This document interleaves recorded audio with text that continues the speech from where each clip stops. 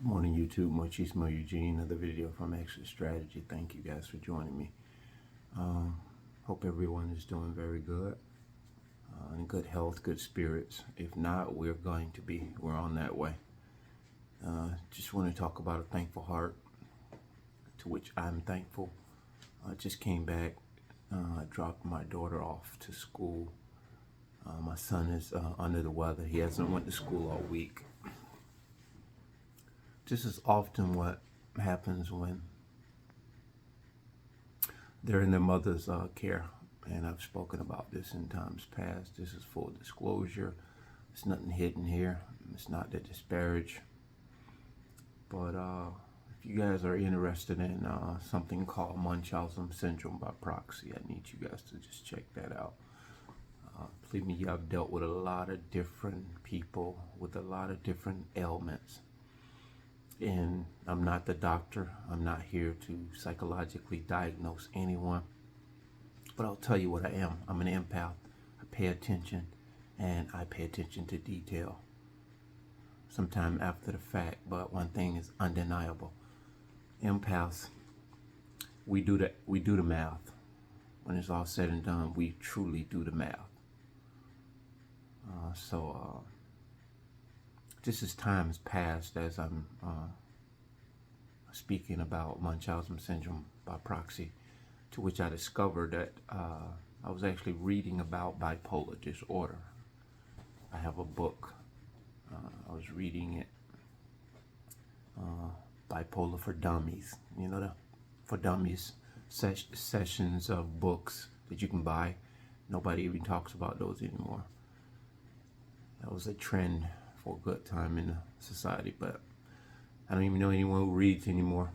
I guess we all do, but electronically. But anyway, I read this book, and I was sitting in the Barnes and Noble. This is back when I was going through this vicious custody battle with a vindictive mother.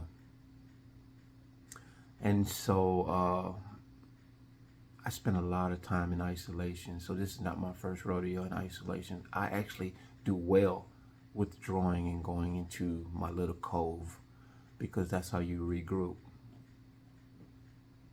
You know, when an animal is injured, sometimes they go into hiding so they can heal their wounds. And so that's how we empaths do as well. So I was reading this book at Barnes and Noble because I was doing a lot of reading, a lot of just mental management. And I was reading about bipolar disorder, and I actually discovered in reading that, because I'm just guessing the DSM-4 and 5, if you read that book, to which I don't own one, I'm very, very certain that if you read that book, you get into that book, you will probably be on rails. I was going to get it at one point, but this doesn't interest me that much right now, especially since I'm trying to, rehabilitate from the whole ordeal with the narcissist and that we've discovered. So we're trying to rebuild ourselves in that respect. I wouldn't encourage anyone to get deep into those types of books because you'll have an academic astuteness, but it may or may not hit the nail on the head as it pertains to your real raw healing. Because there's something spiritual that you have to draw off of in order to really get back to self, in my opinion. And so I was reading this book, Bipolar for Dummies, and it springboarded into other things. And this is what DSM-4 and 5 would do, to which I was trying to point out. I want to believe it's going to springboard into all types of different ailments as it pertains to the human psyche. So you'll end up going into that book for one thing, and you will be in there for all kinds of stuff, and you'll just be all over the place. That's kind of what I'm getting at. If you're like me, because you're so hungry and thirsty for knowledge, you will probably lose your train of thought to what you really went there for. And so I ended up springboarding on, it was talking about Munchausen by proxy. And for some reason or another, I don't know how I happened upon the book by Brooke Shields. Brooke Shields was a celebrity actress, if all you all remember her. She was a model too, I think. Anyway, she talks about, the title of the book is And Down Came the Rain, I believe. You can Google it. This is a very, very disturbing book. Now, to all of you all who have never heard of Munchausen syndrome by proxy, the by proxy part makes it where the caregiver, most often, 99% of the time, 0.9% of the time, it is female, who are often caregivers or nurturers, mothers, grandmothers, aunts, not uncles, aunts, anyone in the female gender that is caring for either a child or a loved one or a friend. This is a mental disorder as well. I just believe it's a demonic curse that overtakes this human being and makes them have thoughts of harming and hurting the very person to which they've been entrusted to care for. Just get into the book if you dare. But I encourage you, if you're very emotional, it may not be the book for you.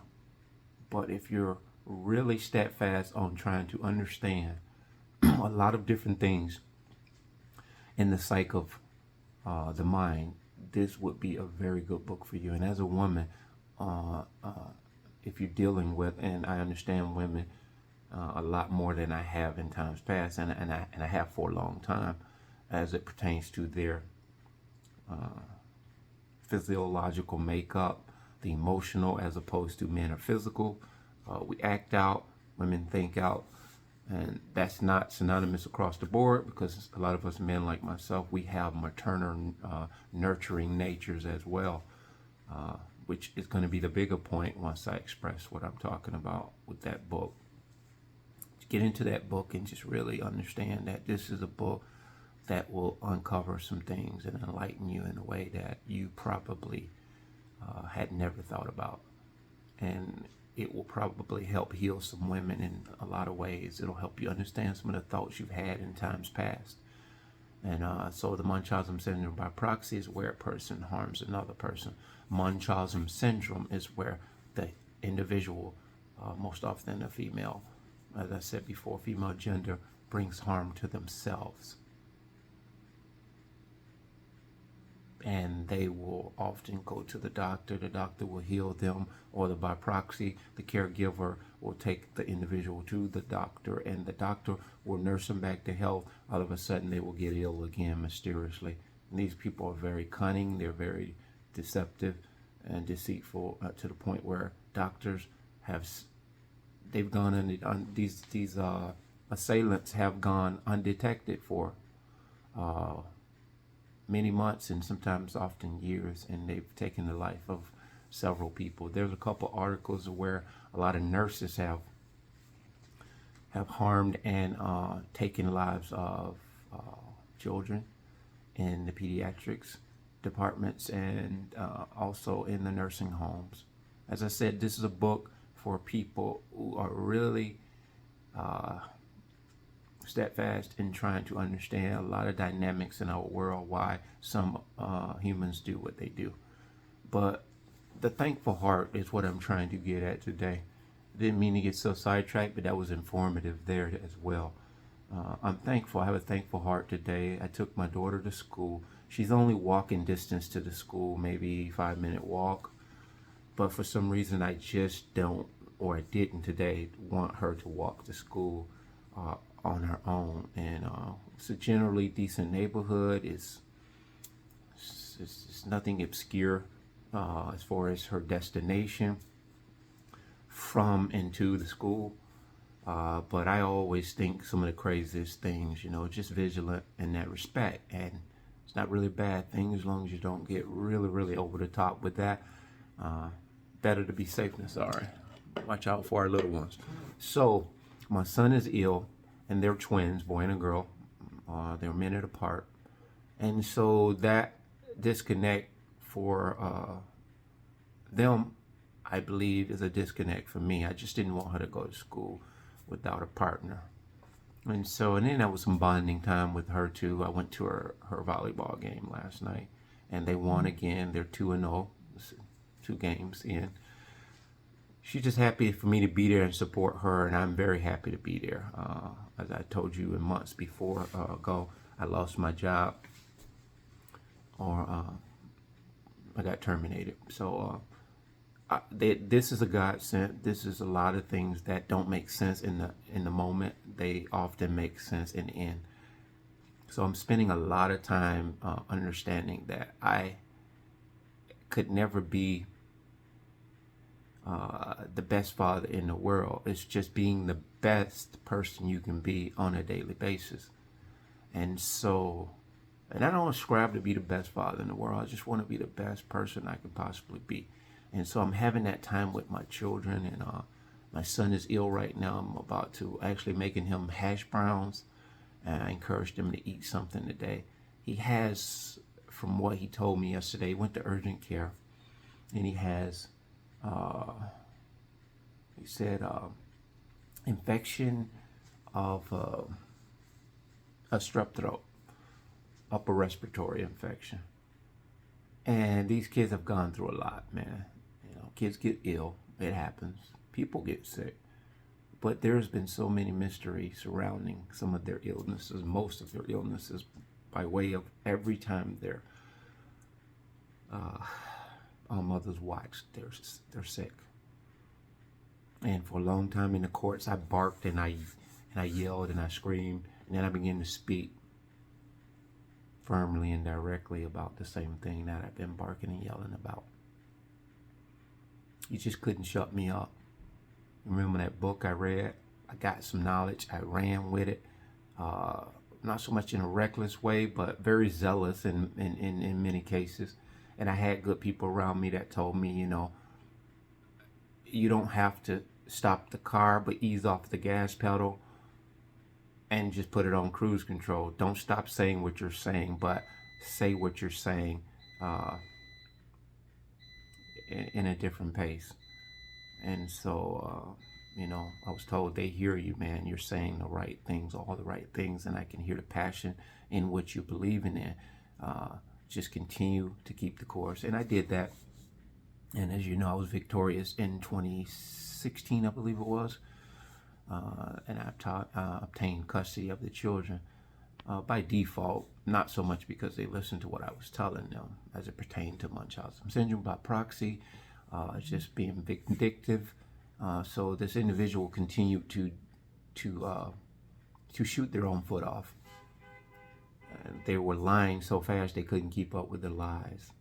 And so even before I was aware of narcissist abuse, I've been slandered and ran amok by, you know, just different individuals I've been involved with. But I think we all got that story. No sympathy here. It's made me who I am today, and never knowing who you were designed to be until you go through what you go through. I was born for this, and so I have these children, and like I said, I don't disparage mom. For the most part, if there's anything to be said, if it's truth, I'll tell them to just pay attention, be attuned to some of the things. If something doesn't look right, don't feel right, don't taste right, don't pursue it.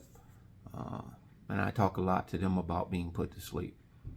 And some of you guys might not talk to your children in this fashion, but for me, I understand my convictions are my convictions, and each one of us has to be led by our own convictions. So as I said, they woke up, or they became aware when I became aware. We both, all of us, learned what narcissistic personality disorder was the same day. We were in the same car when we Googled this. So that was a beautiful thing. So I didn't have to explain to them what I had discovered. We discovered it together. And my children are very intuitive because I'm very vocal. And never stop speaking out in the atmosphere, whether it's to your children or to anyone who you believe cares about what you're talking about. So I began to speak about this in the courts, and it went on and on and on. And it may fall on deaf ears, you may think, but if you keep talking, you will get heard.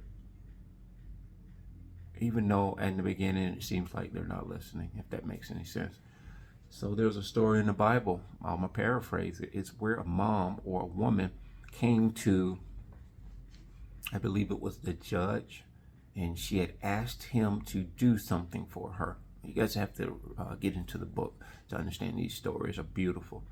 And they play into life today. They're very pertinent to life today.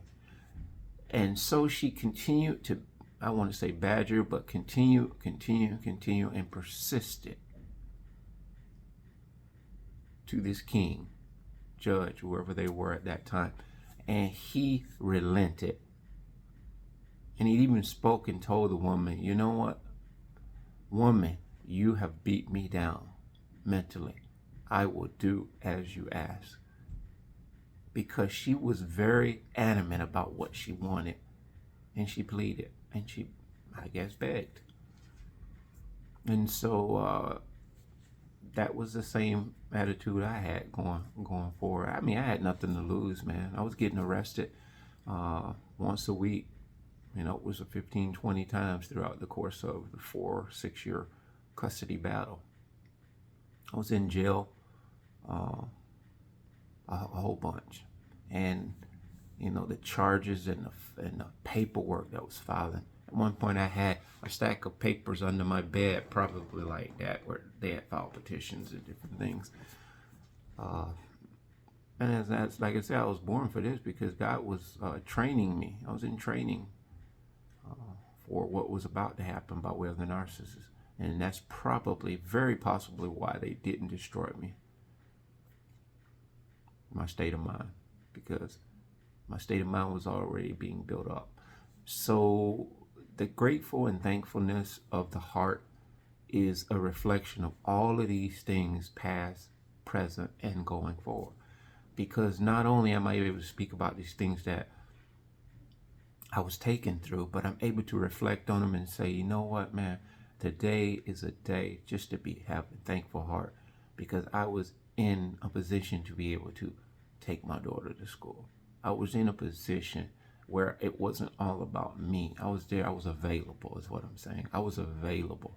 I'm available here to, give my son some nourishment, and which the beeper went off about 2 minutes ago, maybe longer.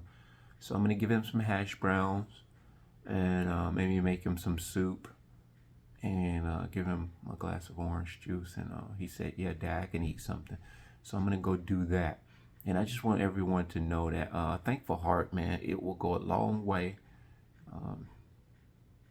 in the grand scheme of things, because it's easy to be ungrateful. It's easy to focus on what the narcissist is taking you through and has taken you through, and what you think they're going to take you through. But look at this. You have to train your mind, your spirit, and your heart to be thankful. And I guarantee you, God above will protect you, and he will fight the battles. That being said, bless.